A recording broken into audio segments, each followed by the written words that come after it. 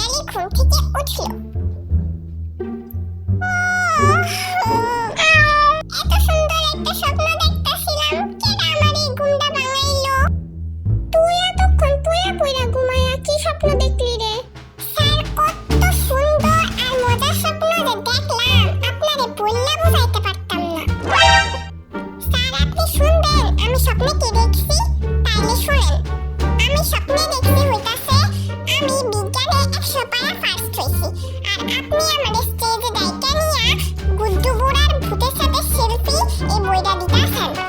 আর আমি যেহেতু ফার্স্ট হইছি, তাই আপনি আমারে বলছেন যে তুই একটা গানে নাচ কর। পরে আমি I M A disco dancer এই গানে নাচছিলাম।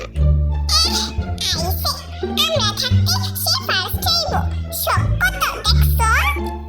লিসা, তুই এত কথা কস কেন? এই ঘুমাইনা পিল্লুটা তো সারাদিন ঘুমায় ঘুমায় আজ ঘুমি আর মিথ্যা স্বপ্ন দেখবো। এর আর বাস্তবে কোনো কিছু করার কোনো যুক্তি আছে নাকি?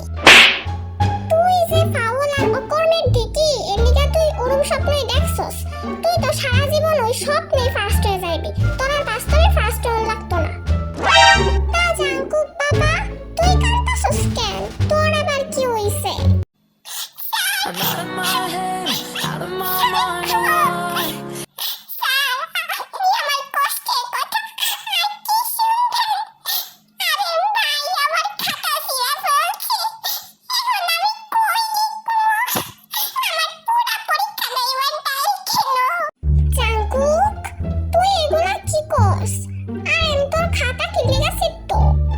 স্যার, ওই আমার খাতা দেখতে চাইছিল, আর আমি ওরে আমার খাতা দেখাই নাই বইলা ওই আমার খাতাটা ছিঁড়া ফেলছে। স্যার, আমি এর বিচার চাই। স্যার, আমি বিচার চাই। আপনি এর বিচার করেন স্যার।